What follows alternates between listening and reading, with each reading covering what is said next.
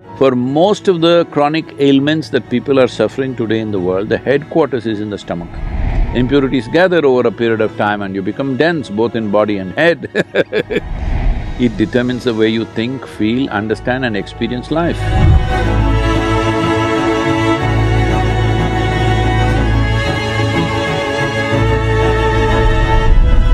I'm curious actually, your perception on water fasting or fasting and taking prolonged periods of time. She went to food directly. Okay, fasting, not food, good. It's the opposite of food.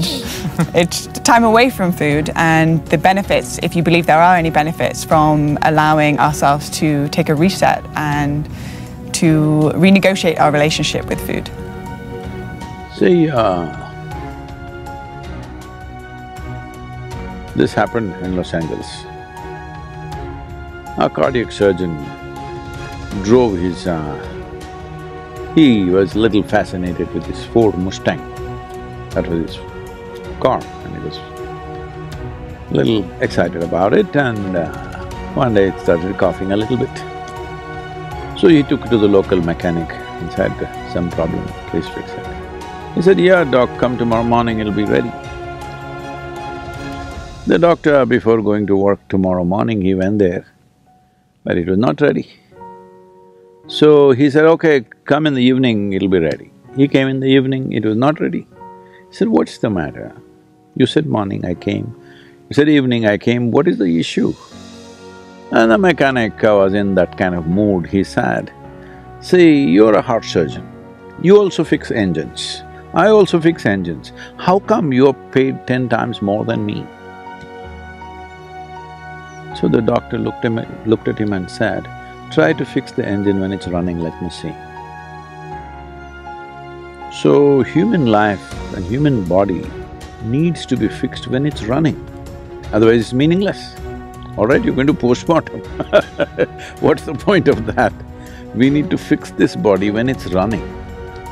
If you want to fix this body when it's running, you must understand, because we're talking about something related to digestive process, these are the stages of this: ingestion, putting something inside, digestion, assimilation, excretion. These are four dimensions of food and the whole process. Ingestion, digestion, assimilation, excretion. Ingestion is happening in today's world just about any time, wherever they are, sitting, standing, any time of the day or night, people just eat because there's so much food. It was not like this ever in the history of humanity. But unfortunately, fortunately there is a lot of food, unfortunately, people don't know when to eat, when not to eat.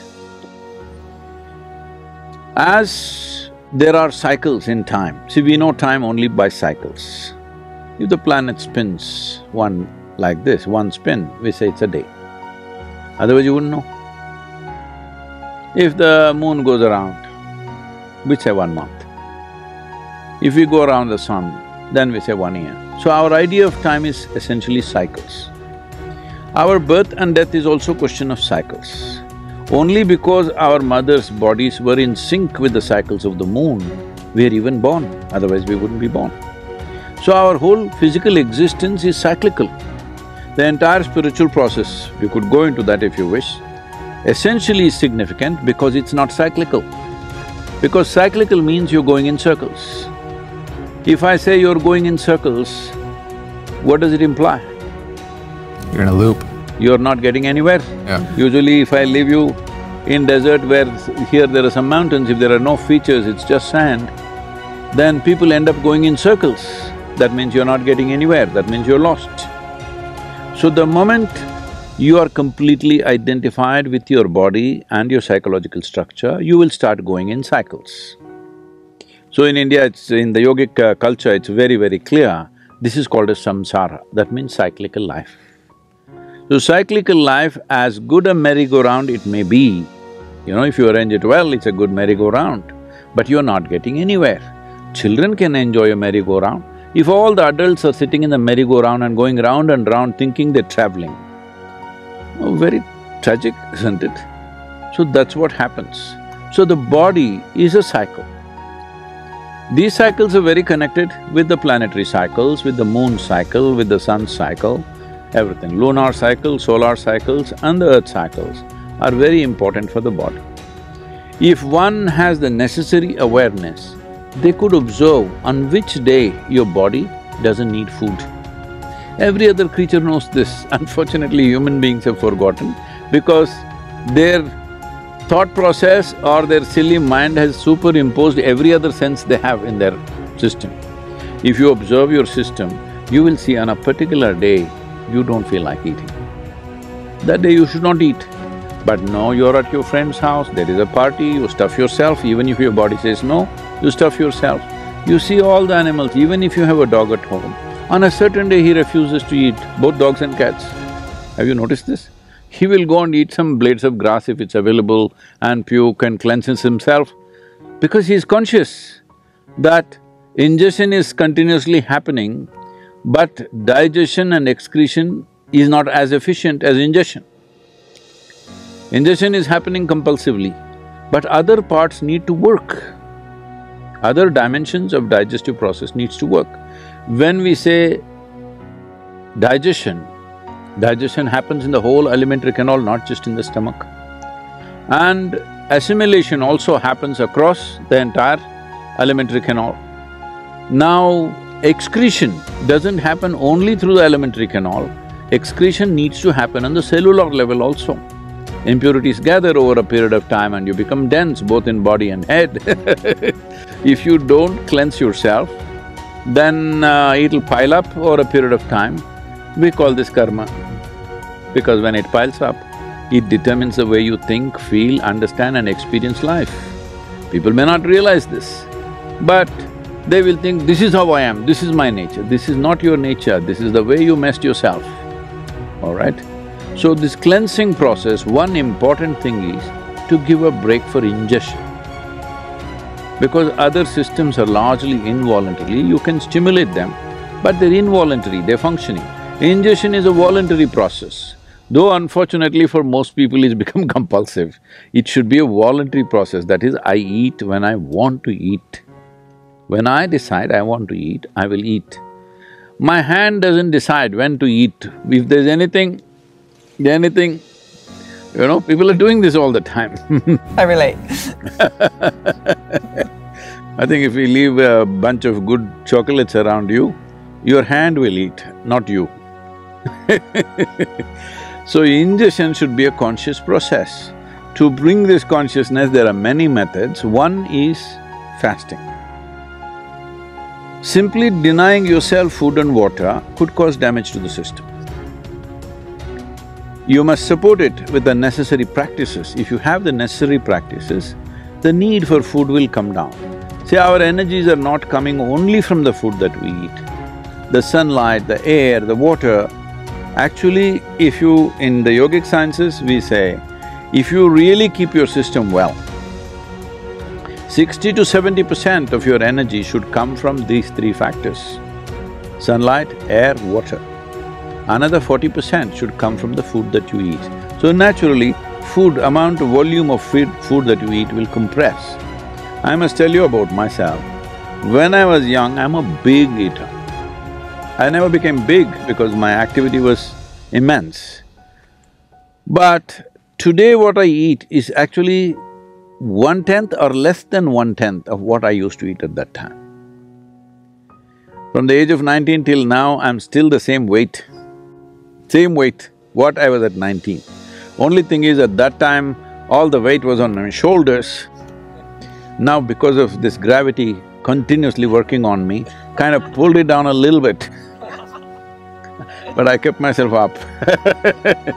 So fasting as a process must be done with necessary understanding. If people don't have that awareness, in India we fixed the 11th day of the moon cycle, you must fast. If you're not able to fast, you go on something very light, it's called palhar. That means you go on fruit diet. Because fruit is a substance which is over 90% water, and you must eat water, not drink water. This is the yogic science. As far as possible, you eat water. You always be conscious about the food that you're eating, what is the water content. Like a South Indian meal, if you eat, a cooked meal I'm talking about, if you eat, very easily 60–70% water. In fact, more. In some of the foods, it's much more. But now the food that you're eating here, you're eating bread, which was baked a month ago probably. Is that minimum? Even in so-called organic shops, it's at least a month or at least a week. Nobody is going and getting fresh bread and come, and anyway, the way the bread is baked, it doesn't have water in it, very, very little water. So of course you're compensating that with a bucket of Coca-Cola or something like that. Right? Yeah. I said a bucket, not A bucket is a good amount of Coca-Cola. It's this big. Yeah. But that doesn't work like that. If you drink any liquid along with your food, the acids that are necessary for digestive process will get diluted. Your whole digestive process gets inefficient. Because food when it goes in, if it contains water, it's assists. But if you put any liquid on top of it, you will see the food will remain in the stomach bag for too long. We are very concerned about this always in the yogic culture and life, that we don't want food to remain in our stomach bag for more than 2.5 hours maximum. In 2.5 hours' time, it doesn't matter what I've eaten, how much I've eaten, it must go into other parts. If it remains there, it makes you dull. It makes you lose your sense of perception. The level of perception, the keenness of perception is lost, which you notice if you eat food without Coke or coffee or tea or anything, you feel dull. It kind of pulls you down. Whole lot of people have developed a culture around it. After lunch, they have to sleep. It's like you went to the gas station, you fueled up, then you can't start the engine because there is a gas in the tank. So that's what it means.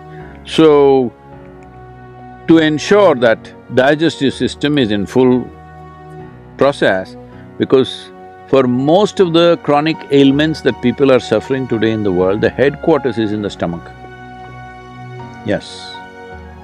For a lot of people it's shifting to their head, but largely headquarters is in the stomach, the way… what they eat and the way they eat. So in this way they eat, one simple thing to bring discipline is, maybe 1 or 2 days in a month, you go on much lighter foods which are very simple and easy on the body. If you can just thrive on water or just a little bit of lemon and water or lightly honey-laced water, it will help. But if it's not possible for you, maybe a fruit or something, which is very, very light on the system. The idea is to give digestive process and assimilation process a break so that rest of the body begins to excrete on the cellular level. It must throw out all the impurities.